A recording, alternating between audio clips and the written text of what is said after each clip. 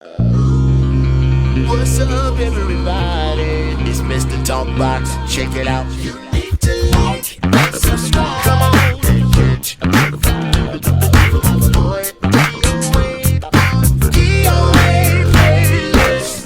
Let's get the funky. YouTube family and YouTube world, I hope you're all good, well, and blessed. Listen, I'm extremely excited on this day. Why? Because y'all see this brother sitting beside me looking healthier and stronger every day. This brother is special to me and he's hanging out with me today. Alright? If there's anybody that deserves to be called a legend, this is another one. This man deserves and earned that title. Not only that, he's one of the greatest, not just of our time, but he's one of the greatest of all time. And trust me, he's going to go down in history for that. This brother met me years ago and didn't turn his back on me. He never looked down on me when I was younger. He just always welcomed me as a bass player and a musician. And I got so much respect for this dude. I am so honored to have him on my platform, on my show. Y'all show your love. If you don't love this dude after this show, you got ice in your veins. Promise you that one. Y'all show your love for my brother, my big brother from another mother, Mr. Bill, the Buddha, Dickens. Give it up for him. Yes, sir. Yes, sir. Yes, sir. How you doing, bro? Man, let me tell you how I'm doing, brother. I'm doing great, man. I'm honored. I'm privileged, man. I'm thankful that you are here. Thanks for accepting the invitation, Bill, man. Because God knows, man, that how much I love you and how much respect I have for you, man. And you doing this means the world to me. I don't take it lightly, bro. How are you doing, brother? I'm feeling better. I just got back from Utah City, doing 3 shows up there. Oh, three nights, 2 shows a night, and was 7,000 feet above sea level, and couldn't breathe. Had air cans all over the place. Was using them in front of the audience, while we were performing. I didn't care. You know what I mean? Couldn't carry my bass, couldn't walk, couldn't do anything. And so, it took me about 4 days to really get used to the altitude. But the 4th day I was leaving. So I finally got used to it somewhat. But man, if somebody had told me it was going to be like that, I would have canceled. I would have canceled the gig. I'd probably cancel. But it turned out well, man. It turned out well. Wow. And then before that, I did Jazz Fest also with Leo Nozatelli from the Meters. We did the main stage there. We were there with John Baptiste, trombone shorty. I think Erica Badu was there.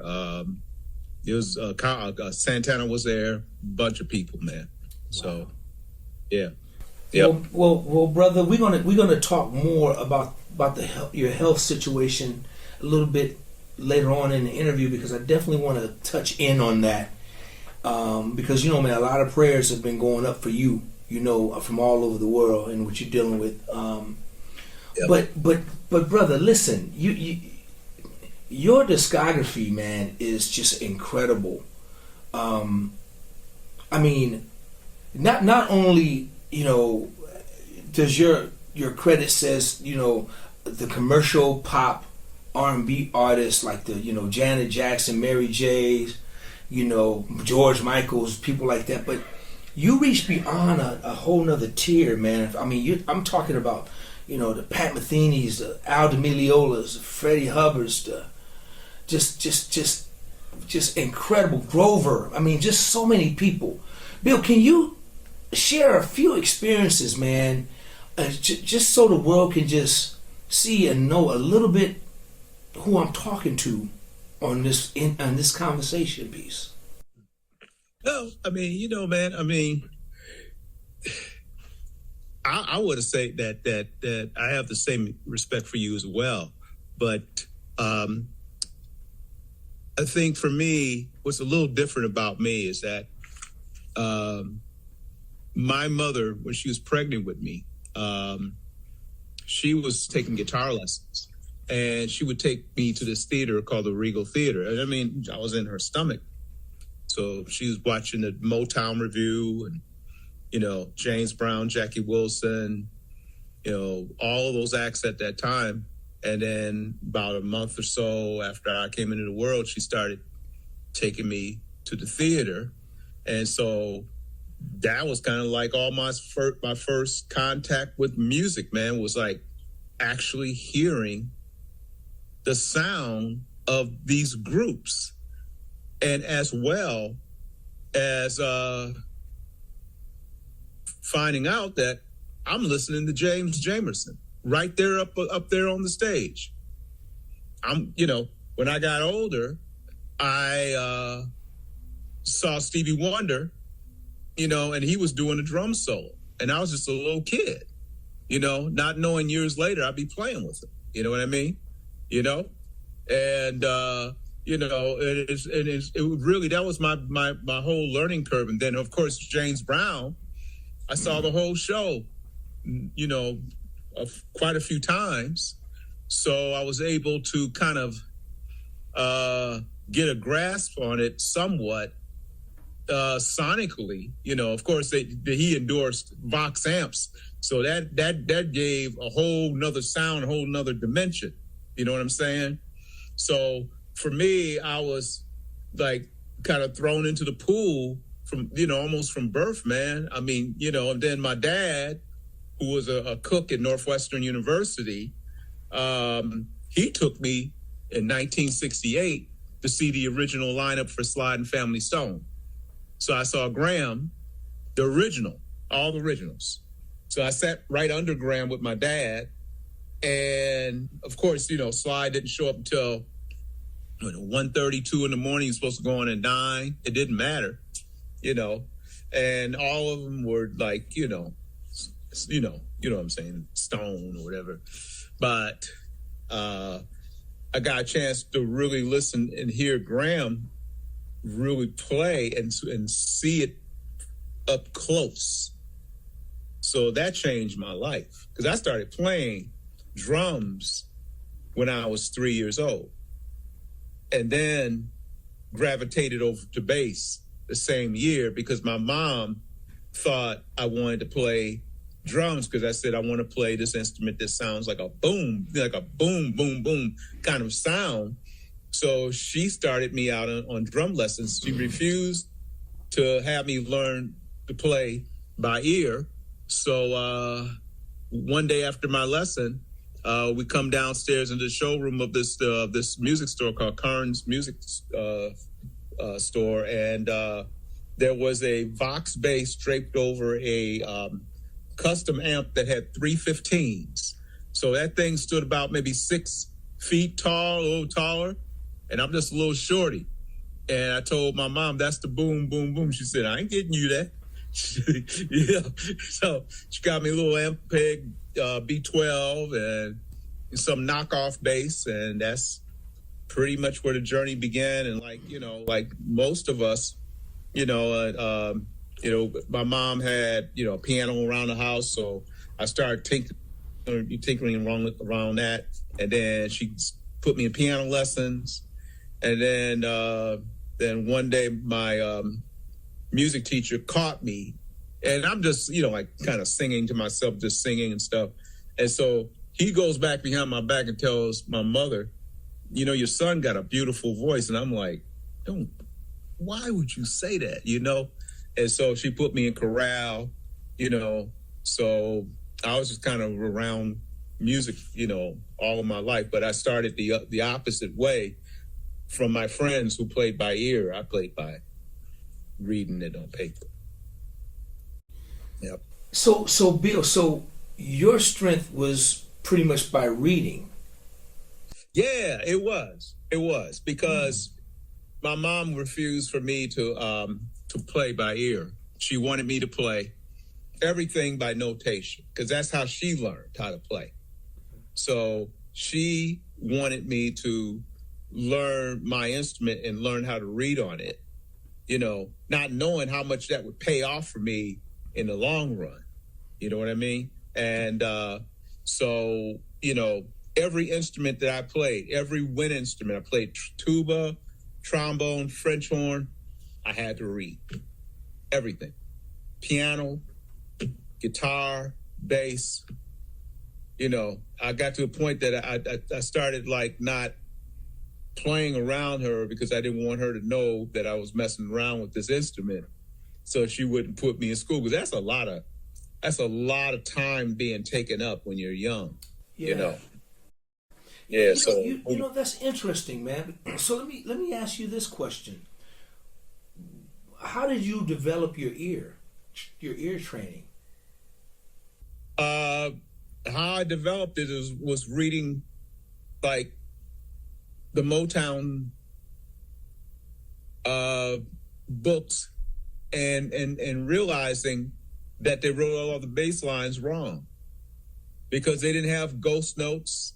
They didn't have the rake that James Jamerson did. They didn't have the mute.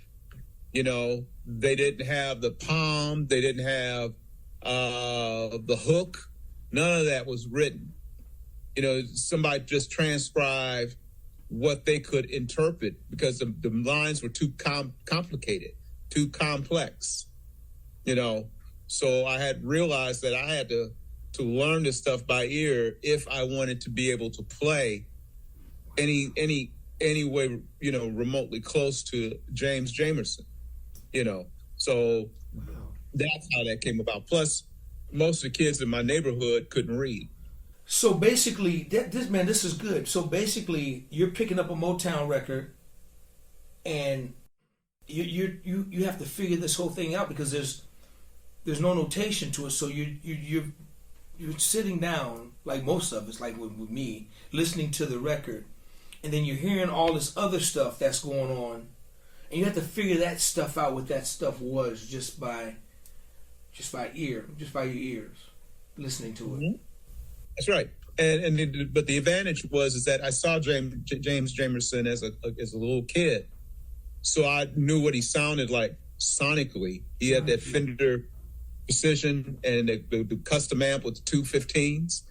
So that sound was so deep and so broad that it just went through you, because it was just a heavy, heavy sound. I always say that the custom bass amps were, like, to me, the pre hip hop 808 kicks. As you anybody had custom amps, you could hear it, 2 or 3 blocks away, and it'll be rumbling. You know what I mean? It'll be rumbling. You could hear it throughout the block. So, being able to hear James Jamerson play, other bass players, of course, that played as well, that gave me an advantage, because I was able to sonically hear that over the record, because nobody's going to play the record exactly like the record is. You know what I mean? Right. So that was the advantage that I had. Wow, that's interesting. That's interesting. So now you and you're right, man. The reading part of it, the long term part of that has just taken you just light years through just being able to accomplish so much, man, because of that. I never, my situation was opposite. It was just always just learning by ear, and that's one thing that, and we've talked about this, man. That's one thing as far as myself is that, and you're gonna help me. That's one thing that I really want to get, man. I got to get that part of it, but with that being said, how does the great Bill Dickens, man, how does his career get started? Pretty simple.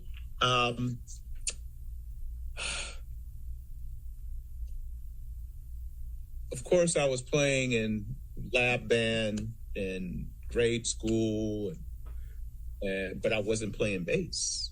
I was playing trombone, French horn, and tuba. So by the time I got to high school, a little bit of jazz band, some of the neighborhood bands. And then a friend of mine named Richard Reed, drummer, who I grew up with,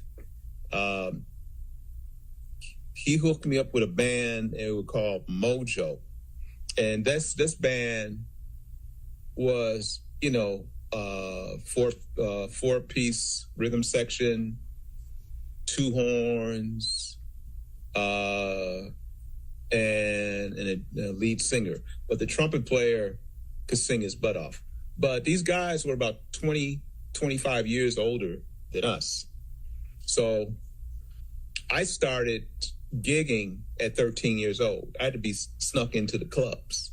So the crazy thing is that, you go out on a weekend back in the day in Chicago, you can get $300 to $600 a night. Now for a kid, I don't know how, to deal with that because all my partners was getting $5. And I'm coming in here with, a few $100 bills, which they had to take me out of the lunchroom and put me in the teacher's lounge so I wouldn't get in trouble or nobody would, rob me or hurt me. So everything started real young for me. I also got hooked up with this group called the Gene Johnson Singers, and those guys, it was two guys and a girl, they sung with Milton Bronson and the Thompson Community Singers. So I did my first record, which is on YouTube, at 13 years old at a major recording studio. So I didn't know nothing about punch-in. I didn't know nothing about tape. I didn't know nothing about a board. I went in there, tracked the song, did it on the first take, and I asked, did I do okay? And they said, yeah, but you could have punched in, but you did a perfect take. I said, what's a punch in?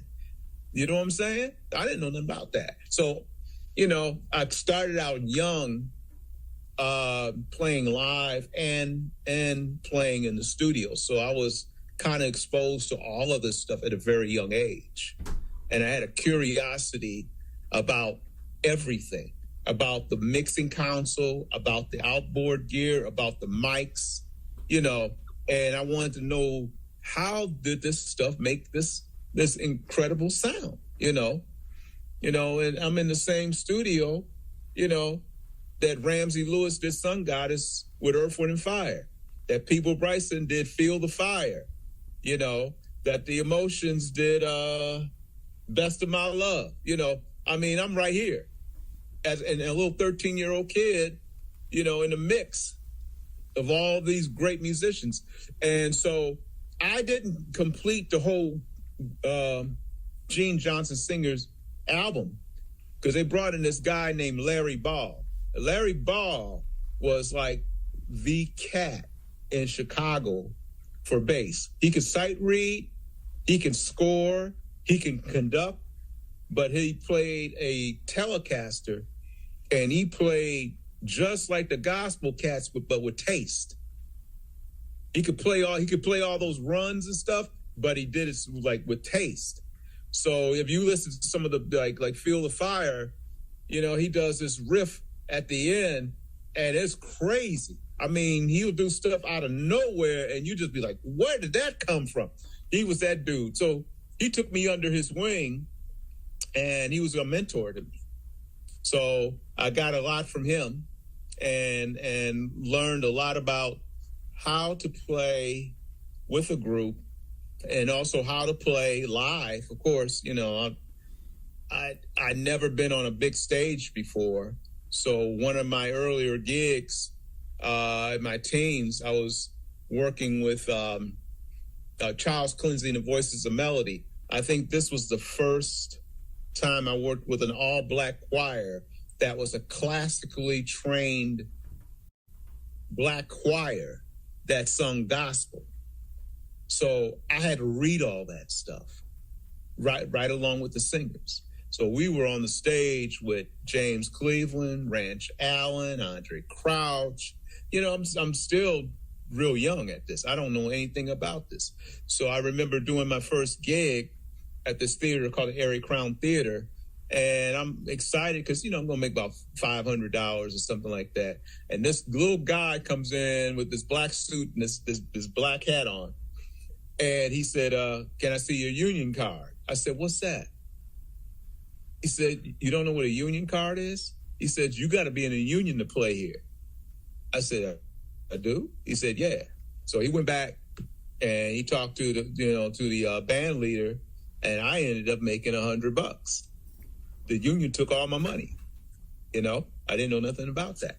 So I got into it early. I was blessed to be around so much, you know, so many people. Of course, like I said earlier about seeing Sliding Family Stone, I saw Graham doing the double thumb thing. That's in 1968, you know, and the whole stage were all white acoustic amps, looked like 3 to 5 stories high. Somewhere in there was Graham's amp, because it was so loud and powerful. And when he stepped on that big muff fuzz, it scared me to death. It was like Godzilla, bro. You know, like a big monster that came into the building. But I got a chance to see the similarities of Graham at that time, and then later on I saw Louis Johnson, and I saw their similarities. You know, I caught Louis Johnson playing with the Quincy Jones Big Band when they were first touring for the album Look Out for Number One. And I'll tell you this, that, and I told Victor Wooten and other guys this, I said, it was devastating because Louis Johnson was playing single notes like a guitar player, but he was going back behind his head and coming back to the bass, and he's playing these notes, and it's just going like this. You couldn't even see his arm. It was just a blur. I mean, he was just like playing. It was insane. And then I saw this dude pick up a Fender Stratocaster and play it with his thumb, thumping it, killing it.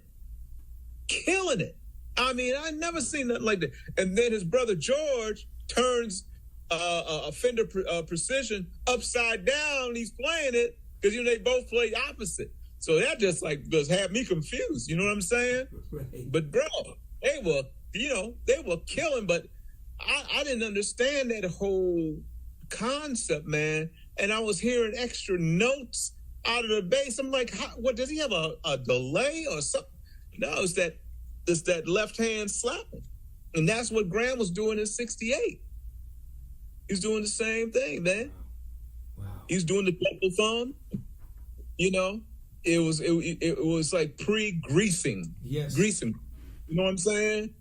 He was doing that whole thing, man, and it was just like it went through your chest, man. Absolutely.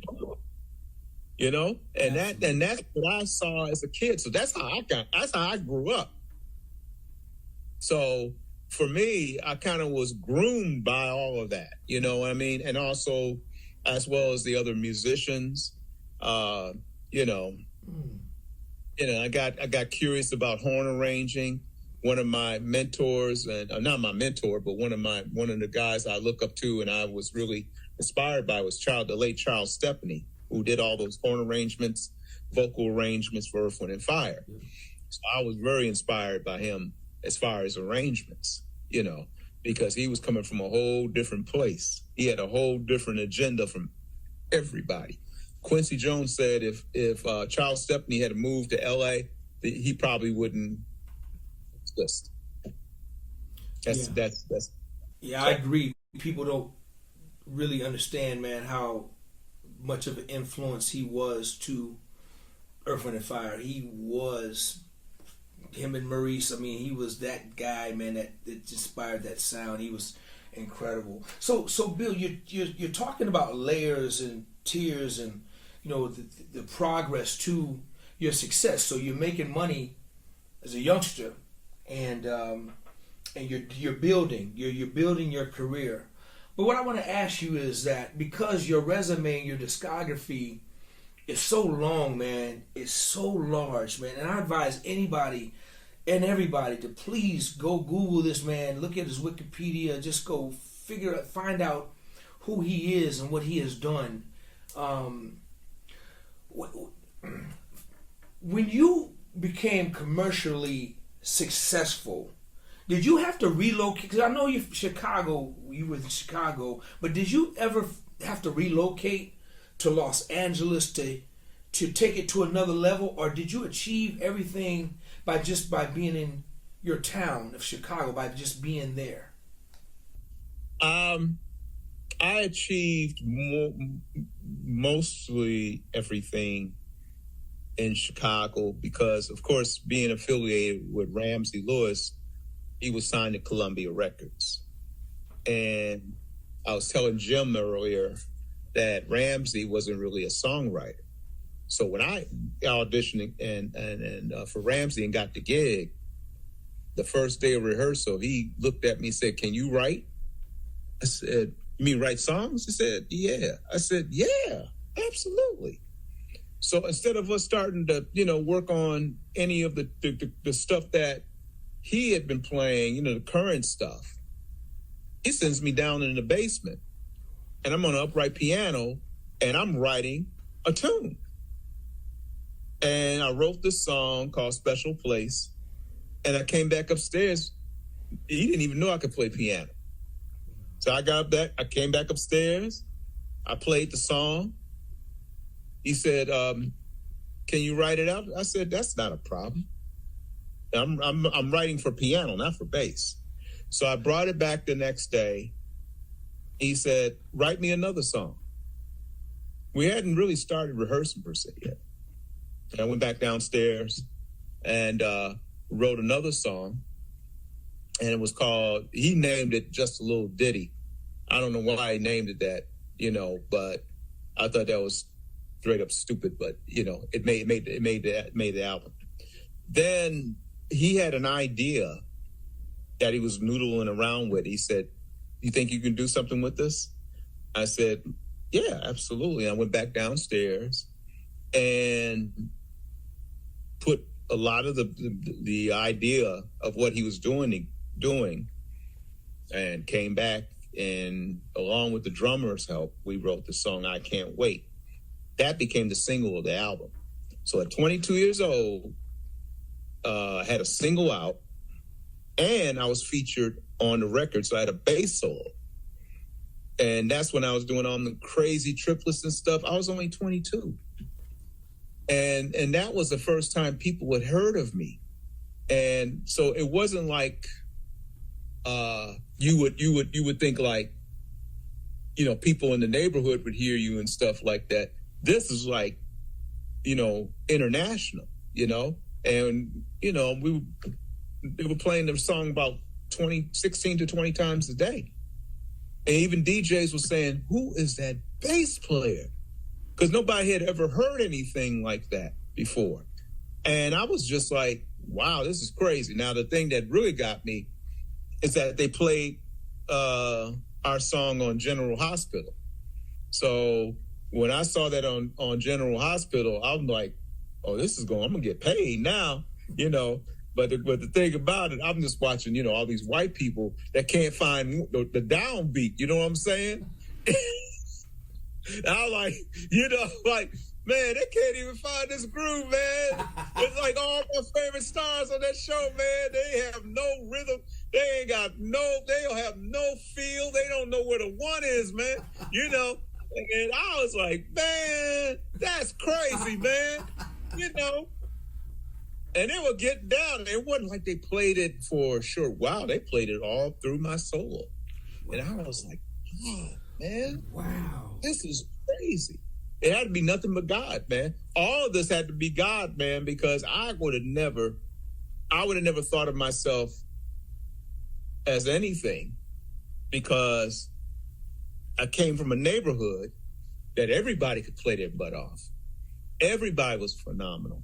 And every other house had a band in the basement rehearsing. So I was around every kind of musician, every kind of music. I mean, it was insane. There was guys that run rings around me.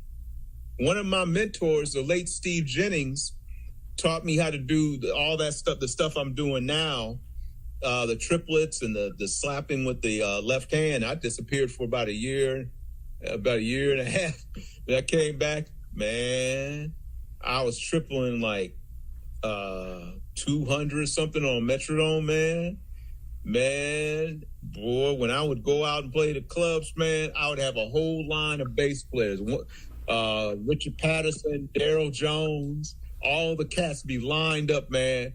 Yeah. And one night, man, look, bro, I did a solo, man, and all of them just went. And I was actually pissed. I said, Daryl, who set that stuff up, man? He said, I did, man. Don't do that again, man. I'm gonna whoop your ASS, man.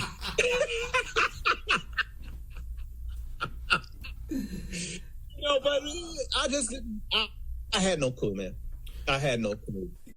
You know what? Listen, man. We gonna keep it. We gonna park it right here for 1 minute. We gonna park it right here. Your bass style, your style of playing, man, is incredible. Man, look, the first time when I first saw you, when we first met, it was, I don't even know how many years ago, what year it was, but it was at a NAMM show, of course. And man, let me tell you, I don't know if this was day 2 or day 3, I can't remember, but all I know is the whole time I had been there, after the few days I was there, the week, I saw this crowd of people, and when I tell you, it was a massive circle. It was just a crowd. I hadn't seen that crowd. Now, you know, these players be attracting crowds at NAMM. We kind of all know that. But I saw this huge crowd, and I said, man, I wonder what's going on over here. And so the closer I got, man, I heard this sound, and I said, God, please don't tell me. Please tell me that's not a bass player. Please tell me that's a bass player. Closer I got, I said, God, why are you playing with me? I'm hearing something that sounds like bass, but it isn't. Man, the closer I got closer.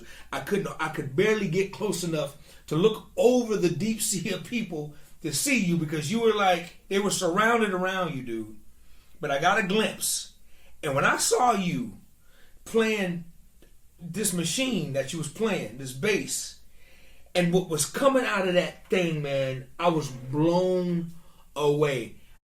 All I heard was this one dude and all of this sound, and it was funky as I don't know what. I've never, ever experienced anything like that, man. You blew me away. I had to meet you. Somehow we met. I don't know if I met you then or did I come back around and I ran back into you. I don't quite remember, but I had to meet you. Man, you blew me away when I first saw you play. So I can imagine what it was like back then. You dig? But I mean, now you got all kinds of people just doing the craziest of the things now. But Bill, when I saw you, I was like, okay, how in the world is he getting all that sound from this bass? And then I saw the bass, and it didn't have 6 strings or 7. I'm pretty sure it had either 9. Did it have 9? Right. And I said, okay, I'm just done. I'm done. This dude is not only he's playing melody, playing bass, he's playing drums, he's playing percussion, he's just doing everything. And man, it was just so funky. I get why they had a problem finding where the one is. I get it, makes sense. Because dude, you were so funky to where I had a problem finding where the one is. I was like, okay, this is crazy. Man, you gotta, if you got that thing around, please, man, bless the whole world with that thing, or bless me. Just show me what that is. Tell me what it's called. Tell me how you designed it. I see it right there, sitting in back of you, bruh. What that thing is, man, and explain, man, what. I know you took a little bit through it, man, but where did your style of bass playing come from, man? What made you want to do what it is you do? Because there's nobody on the planet that does what you do. Nobody. Hey, man, I tell you, bro, it definitely, like I said, this journey has been ordained and blessed by God himself. Started out on drums, kept up my drum playing, like most of us that start out on drums. Most bass players, I'm sure you play drums, keyboards. The one thing that happened to me early on is that I got into classical guitar and folk guitar because I was a fan of James Taylor and I was a fan of Earl Klugh. So this guitar player that I knew was a bass player also named Jim Spector, he was a classically trained guitar player. I did some studying with him and he showed me basically the classical technique, which is the 5-finger technique. So basically, it's like when you play classical guitar, most of the time you'll see guys will be playing with the thumb and the first finger, second finger, sometimes the third finger, and occasionally the fourth finger or the fifth finger. And so I got into that because I wanted to play melody and bass at the same time. And plus, on Ramsey's show, they would give me solos and they would lead the stage. And I would be out there, 10,000, 15,000 people. I'm playing by myself. So I had to entertain, but I had to also accompany myself. So I had to learn how to comp for myself. The style grew, especially after I saw Abraham Laboriel. And then I saw his 5-finger technique and saw how he was using the nails, this whole thing like that, like shooting out like that, like marbles. So I took that and expanded that and turned it into a 5-finger technique where on every finger it's not just the fingers, it's the all 5 nails, all 5 fingers playing like this, down, up, like you would play on a regular bass, down, up. And then I would go to the first finger and do the same thing. And the second finger, the third, and the fourth, and then I come backwards, third, second, 1, thumb. Sometimes it would be combinations. So I was able to do like inside kind of stuff.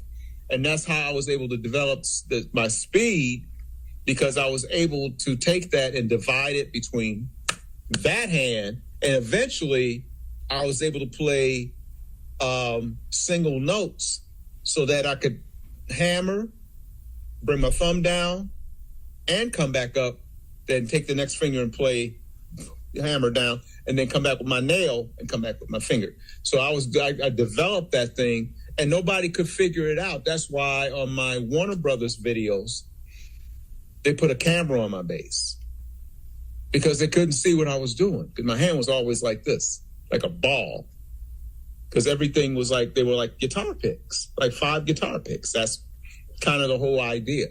So, that I got that.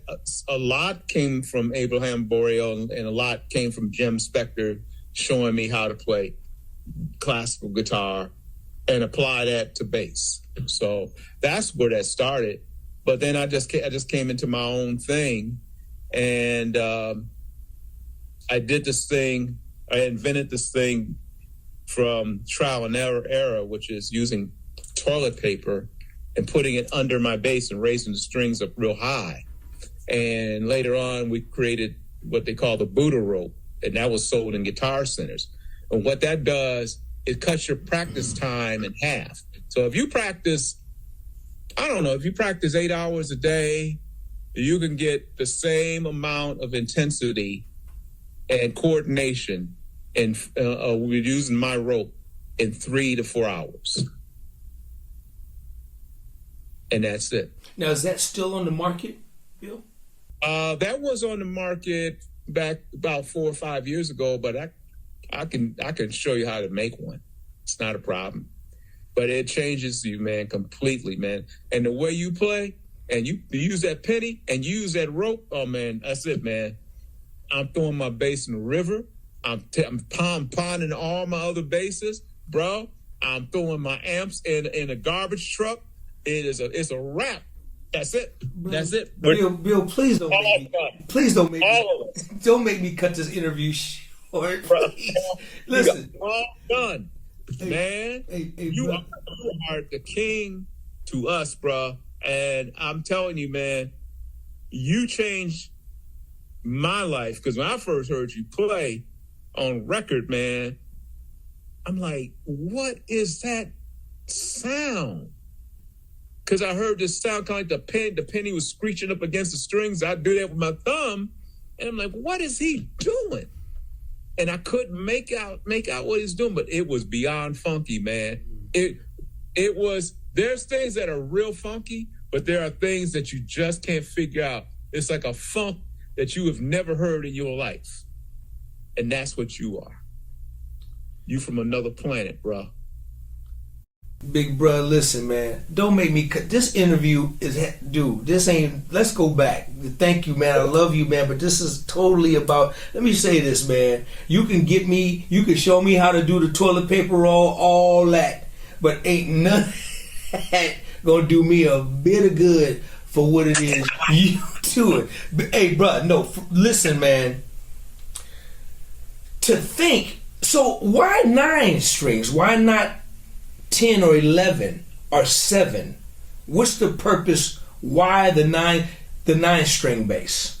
Well, it really started out with the 7, because I retired and quit playing bass and became a record producer like yourself, and I didn't want to play anymore. So Victor Wooten kept enticing me and saying, man, you got to come back and play, man. My fans it'd be a shame if my fans never get a chance to hear you play, because Victor saw me on Arsenio Hall doing all that crazy stuff. So he introduced me to Bill Conklin. Didn't hit off too well. I didn't like his basses, but I loved the concept. So back in the 80s, I was playing the Ken Smith, Anthony Jackson Smith's 6-string. So I was like one of the originators with Anthony. So it was just us two. But I was the first, period, to play it with my thumb. And I'm telling you, when I got that bass, I went from 4 to 6, and I was lost. I didn't know what string was what, and I got the bass the day I had the gig with Ramsey Lewis in New York. And Ken saw me play. He came down to the gig where I was playing with Ramsey. He saw me do a chordal solo, and he started crying. And Ken used to always exchange basses. He would give me a different bass every time I would come to New York. So this time he said, bring the bass tomorrow. I got a bass for you. I said, oh, cool. So he gives me this case. I give him the other bass. I take the bass home. He said, don't open this case until you get back to the hotel. I said, cool. When I get back to the hotel, and I open it, and I see 3 keys. I'm like, is this a 5-string? And then I pull the rest of it out. It was a 6. Now this bass, remind you, this bass was $10,000. That's what it cost. I didn't have that kind of money. And I called Ken. I said, hey man, you gave me the wrong case. This is the Anthony Jackson. That's $10,000. He said, no. Whoever was going to buy this, they're not going to get it. This is your bass. I said, no. So the first person I called after I talked to Kim was Marcus Miller. I said, man, Marcus, man. And he don't remember this, but I told him, I said, man, bro, I got the Smith Jackson bass, man. I got the 6-string, man. He said, cool, click, just hung up.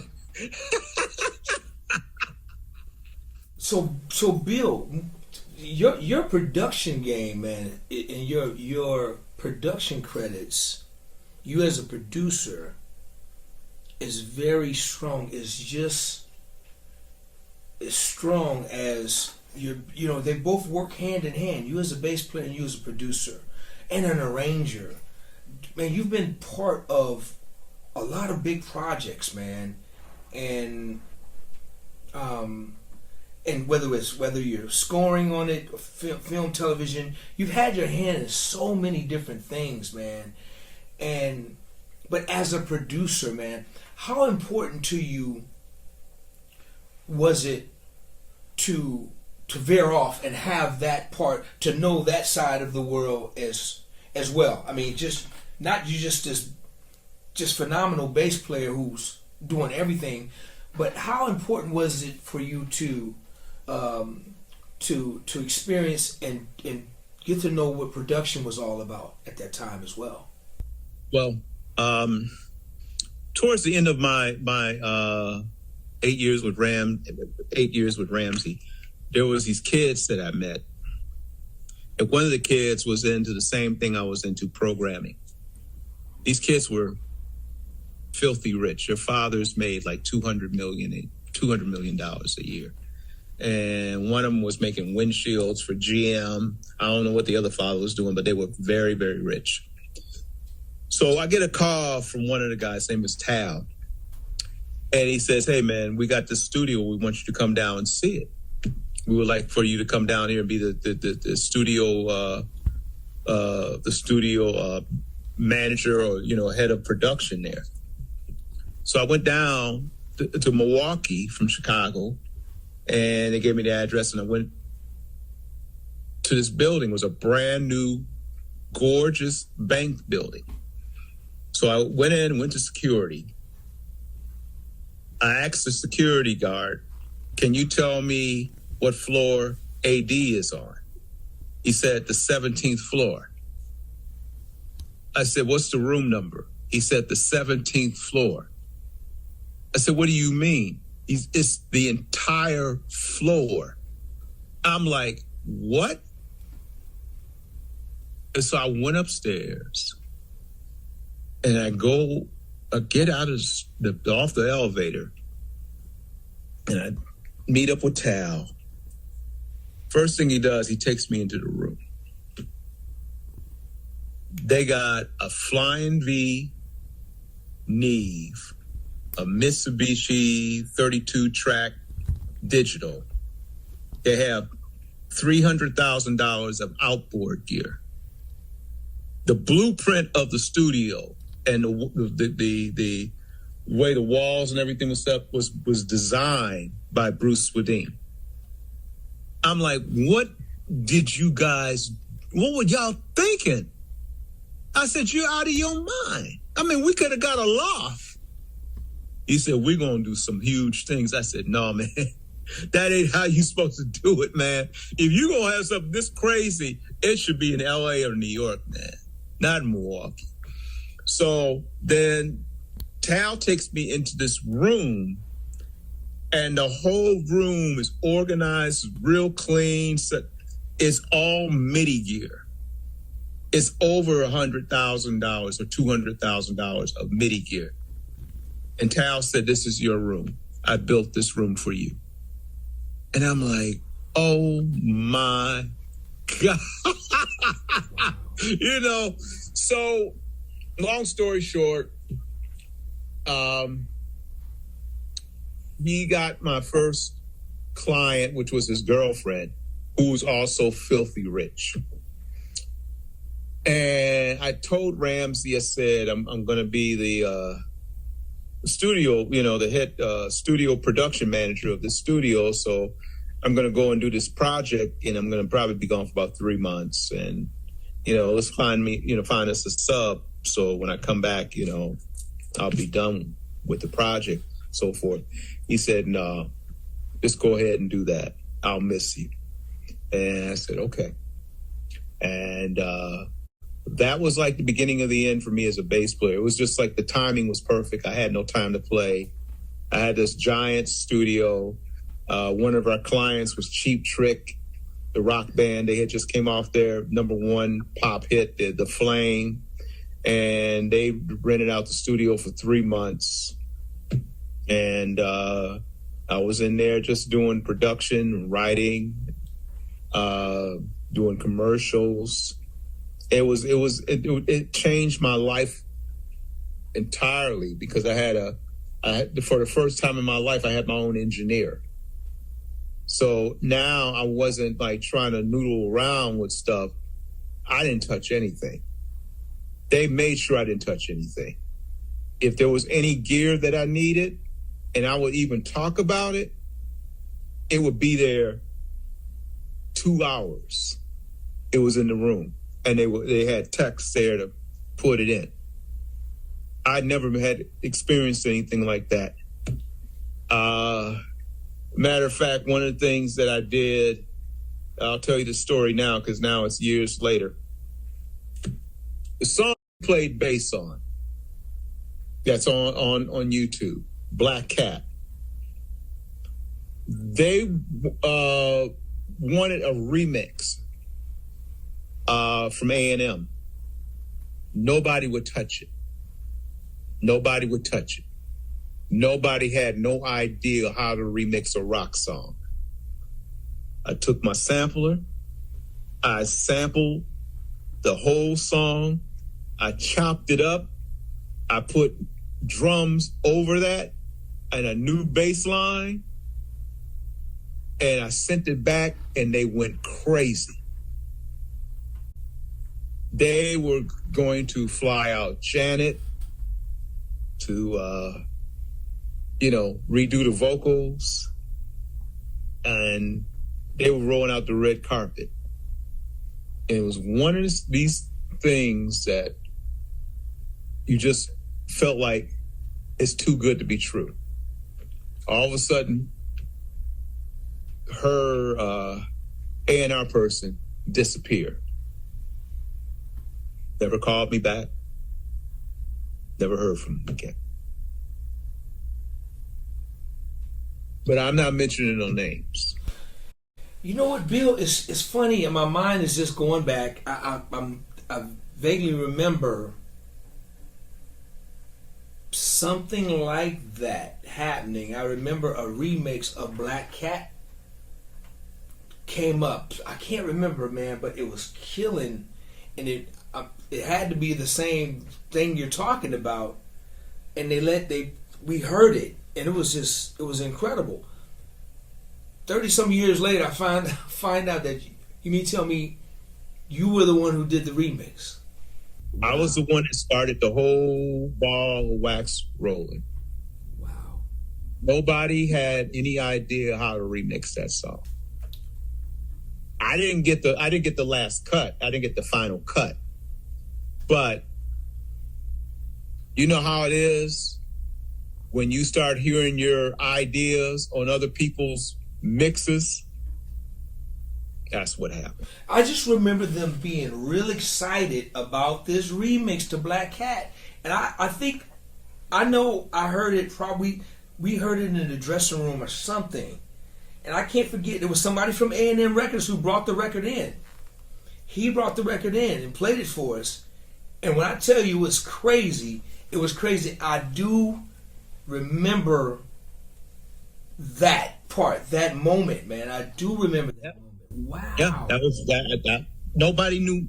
Nobody had any idea what to do with the mix. Wow. It was just sitting there. Everybody was baffled. And I said, let me take a stab at it. And I did it. Sent it in. They lost their freaking mind. Wow, man. I love it. I love it. I remember that is so it's crazy, but it's scary because I remember that. I remember that, man. I remember listening to a remix of Black Cat. Now we hadn't heard it, but it was ridiculous, man. It was so cold.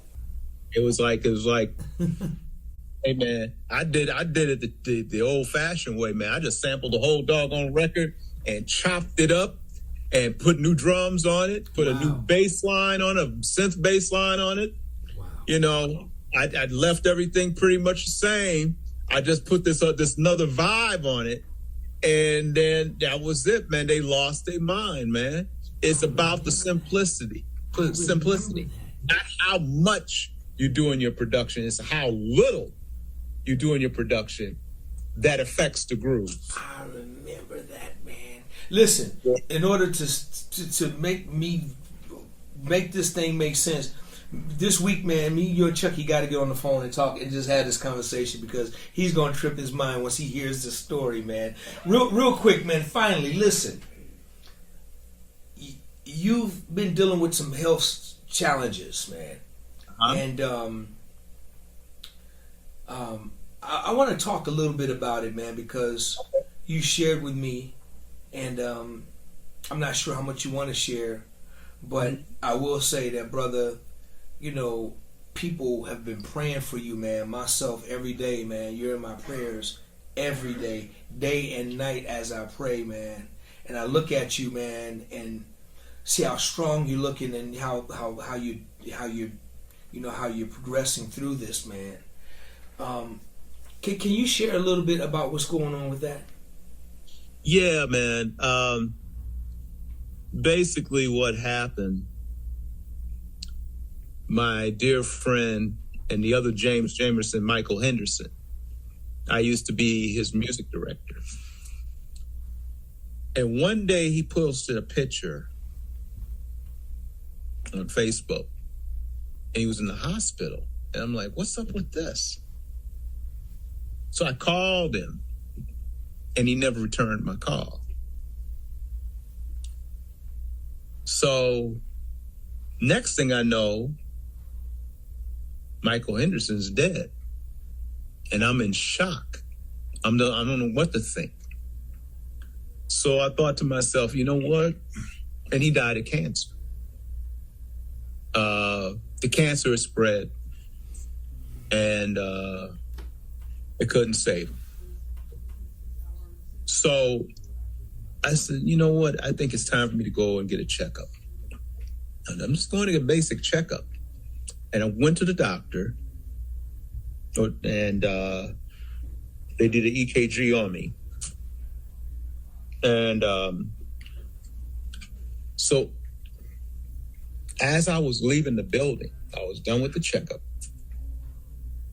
The doctor's assistant called me and said, we got to get you to the hospital immediately. And I said, why? I said, we got to get you, we can call you an ambulance right now, or I can tell you the nearest hospital. You got to go right now.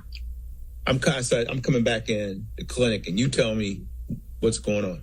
So she said, I'm going to draw this out for you. So on this piece of paper, she draws out the waves, which was like on an EKG, when you see the normal waves, you'll see a wave go up like this, and then you see a long line, and then you see a wave. In my case, you saw a wave, and right behind it, another wave. She said, you're having a heart attack right now. And I said, but I don't feel nothing. He said, you don't have to feel nothing to have a heart attack. We got to get you to emergency. So I drove myself to the hospital. They checked me right in. They didn't even have me fill out papers. They just had me just go in. And so they were running tests on me, and eventually they did a stress test. And they found out I had a blood clot behind my heart. And so I didn't know what that meant. I thought that, you have a blood clot, that's something very serious. And they said it was hard as a rock from what it would look, from what they saw. So, cut to the chase. at the clinic, they also did a blood test. And they said, we got to get you in because your PSA level is super high. So for final stage cancer, it's normally like a 4 or 7. Mine was a 16.9. And then I went and they did a biopsy on me. And then they said your level went up to a 22.9. And this is the first time I'm saying this. I didn't want to say all of this, but they found out I had fourth or fifth stage cancer, the last level. And so, I looked at him and said, how long do I have to live? I'm not tripping on this. It's like, this is my time. It's my time. Just let me know. And I know my son's going to kill me. He said, don't tell anybody, but it was pretty deep. But the good thing was it didn't spread. It took a test to make sure it didn't spread to my bones. It didn't spread anywhere. And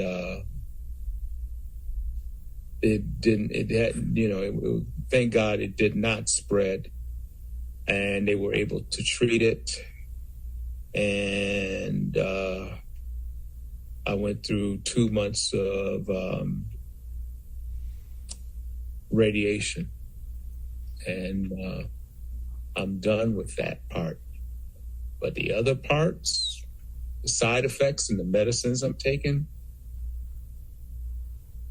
that is just beyond me. It's so crazy. I'm just like, sometimes I wake up and say, what am I doing here? But God has been good. And it's been a slow process. But thank God they caught it.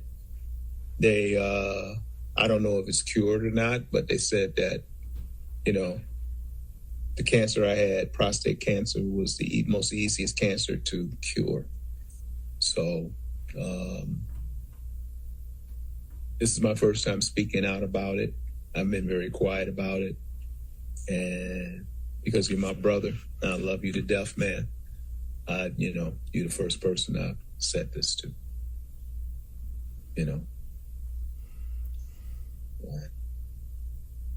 That's it. So many people have been dying. I mean, like, Conklin died. Ramsey Lewis died. Michael Henderson died. The drummer that played on all of the hit records of Ramsey, In Crowd, Hang On, Soupy. He died 2 days ago. Nobody knew it. Just came out of thin air. Of course, Tina Turner. I saw videos with Chucky playing with Tina, doing his vocal parts and stuff,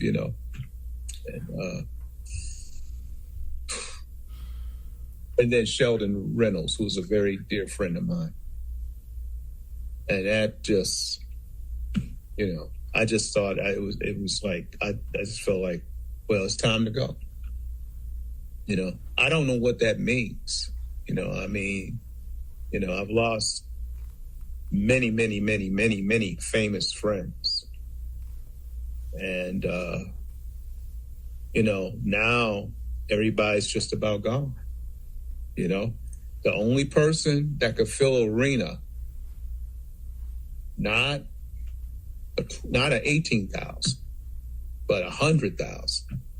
The only survivor left is Stevie Wonder. That's the only person left. So for me, it's kind of frightening, to see this. I'm at this point, but they got it under control. you know, and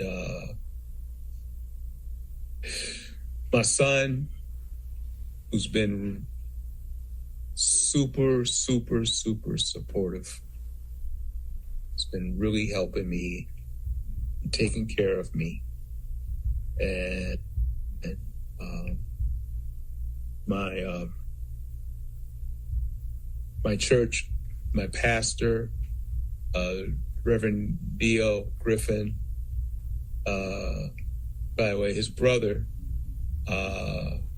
Kelly G, was one of the biggest hip hop R&B DJs in Chicago for GCI.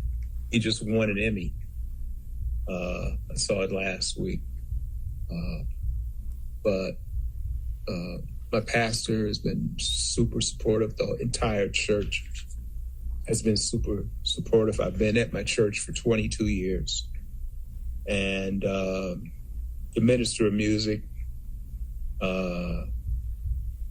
TJ, they've been just holding me up in prayer, and they've been supporting me and, you know, being there for me. The band, and hundreds, if not thousands of people have been there praying for me. And I thank you for being there and supporting me too. Brother, listen. By all means, man, we are definitely going to pray, man, and trust God, man, that it's going to be His will, man, for your miracle. And trust and believe, man, that we're going to trust that it's going to be God's will for your miracle, man. Just from your testimony and your story is very strong. And if whoever is listening to this, men, you know, please don't take this story lightly, myself included. Bruh, you know, man, I love you to death, man, and the world cannot, and you know, afford to lose such an iconic brother like you, man. You're much needed here on this planet. I trust and believe that it's God's will, that He has plenty, much more for you to do. Man, you look great, man. I can't get over it, man. So God bless your son, the doctors, and everybody in your life, man, who's been a part of this battle and this process, man. I have a, you know, really close dear brother in my life right now that's, you know, his circumstances, you know, took a turn in the opposite direction, but even today, man, that we're still trusting and believing that it's in God's will for His healing as well. So, man, I really thank you, man, for sharing your testimony with me and your story, man. This, man, I'm happy, man. I'm happy, man. My emotions are just, you know, it's a lot of joy, man. A lot of joy, and I'm encouraged, man. I'm encouraged just seeing you. And, you know, I know you got this, man. And God is in control, man. And God is in charge. And like you said, He's good, man. He really, really is, man. To see you, you know, doing it, man, and looking strong. You're going to keep getting stronger, man. So I thank you for your time. But I got to ask you this before I leave. You got 4 bass players that you're going to put on Mount Rushmore. Give me your 4 bass players. DOA, DOA, DOA, DOA. Rap. Hey, he's funny too, y'all. He's a comedian. Y'all don't. He got jokes. You're the head jerker. Every time I hear you play, I'll be looking for some rubbing alcohol, brother. You put a clamp in my neck, bro. But hey, man, 4 is hard, as you have to realize you're talking about styles, you know. And right now, your style is what everybody's doing. or trying to do. The guy that taught me, Jawan Scott, and you met him, man, he's my teacher of this style. Of course, Ethan Farmer, you know, quartet. You two play guitar. You two play the most ridiculous stuff known to man. And the thing about it, you have a different mindset of groove placement. As a producer, I'm hands off. I don't have to tell you, like, play me something different because it's just in your DNA. You don't play like anybody else. You don't, you know, when you lay down a groove, every time you do something, man is sending me a video of you. And he said, check this out, Bill. I said, there he goes again, wearing us out. You know, and it's so unique.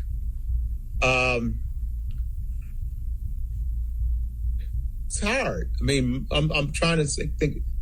Of course, Stanley, Marcus Miller, Victor, but it's more than that. You know, that's your four. But it's Jeff Berlin, and there's an upright player, the late Niels Oystedt Pedersen. You know what I'm saying? Eddie Gomez. You know, and of course we say it, Anthony Jackson, Chuck Rainey. You know what I mean? You Jameson. know, on Sanford and Son. You know what I'm saying? All the Steely Dan stuff. You know what I'm saying? Absolutely. And James Jamerson. Come on, man. You know what I'm saying? James Jamerson, man. Cat named Bob Abbott that played the song Scorpio. You know what I'm saying? The bass solo on that. You know what I'm saying? Robert Wilson, I mean, from the Gap Band. You know what I'm saying? I mean, you know, he played with his thumb, and he was playing like runs and grooves. Like when we do like this, he do it just with his thumb. You cats, especially you and Ethan, of course Larry Graham, all y'all guitar players. All y'all guitar players. I know about the whole Oakland gospel thing, man. The quartet thing, man. That's how y'all play. And that's how we play in Chicago, man. You know what I'm saying? I've been in church most of my career. I know what makes people get the spirit, and I know what makes those old ladies slump down in their sleek seat and pass out, and they had to put the fans on them. You know, the ushers. They had to put the fans on them. I played at so many music conferences, and seeing how everybody reacts, you know, to gospel music. But when you start playing quartet, that's it. Folks are running down the middle of the aisle. But now when you play quartet on the bass, you shut the place down. That's it. That's it. Nobody's coming behind that, even with all my chops. You know, one thing you said, and I'm gonna take this to my grave. When you did that Janet audition, and you played one groove and you did not change, you held it. That's what we do in church. We just hold it. We don't do nothing. And when that organ player puts his pinky finger on that high note, or you get that book of matches and puts it in the keys, and then he starts doing the holy dance, it's over. I get it, bro. I get it. That's it, man. That's your genius, man. And you and Chucky together, hey, man, that's a rare recipe, bro. We all pay much love and respect to you two. You know, as producers, as musicians, as trailblazers. You guys laid down a whole new road for us for creativity, for how we approach production, our instruments, how we program our drum machines, how we play our keyboards, how we play our synth bass.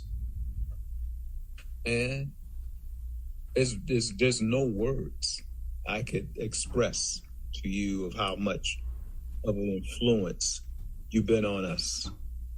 And we all love you, man. We all love brother, I appreciate it, man. I appreciate the gesture, bro. I really appreciate it, man. But there's no way, man. If you don't put your own self on top of that Mount Rushmore, bro, it's a problem, man. Because and I mean this from the bottom of my heart, man. You're one of the greatest. Like I said, you're gonna go down as pound for pound one of the greatest bass players. See, the difference is here's me, and here's a lot of the name guys, most guys. I got a little dictionary, just half a dictionary. You got an encyclopedia, and I mean that from the bottom of my heart, man. That and it's just like so many others, man.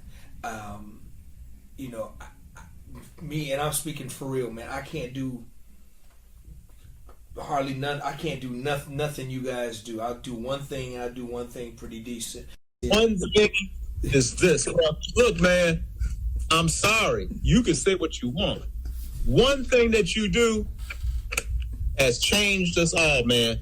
And for me to go... You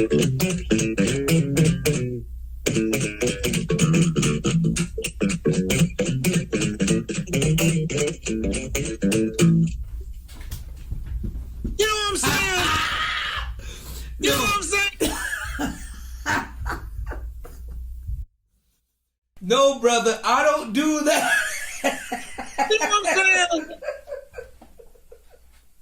Man, look. That's it. That's it. Love it. Anything you want and tell me about some chops, bro. That will ruin anybody, bro. My brother, man. I got it from you, and you the only one, man. You the only one, man. You the only one, bro. And I'm so grateful, man. Man, I'm more grateful. You can't beat me getting grateful, but I don't care if I got to get on down on the ground, bro. I'll lay down straight. I'm going to go lower than you. You don't be down, bro. And I know I can't get back up.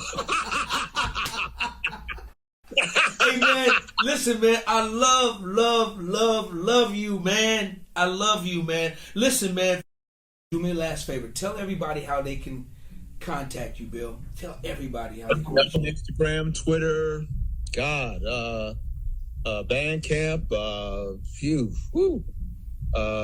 TikTok. You can go to buildthebuddhadickens.com for all information, concert tickets, any new records that are coming out, any new film. Like I'm in a movie called I'm Your Keeper with Maui Music and Jonathan McReynolds. And I'm doing bass solos in that movie. I'm the first bass player in history to do bass solos in a serious motion picture, and I'm doing a full acting role from the beginning, almost the beginning to the end. I'm everywhere.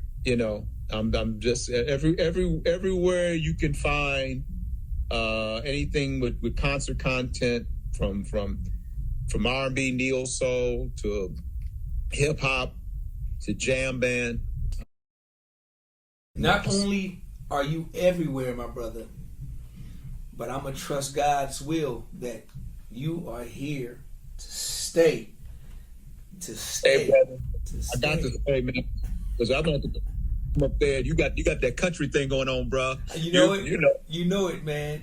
Got to bring some caviars and some ham hocks and some greens. Let's do it, man.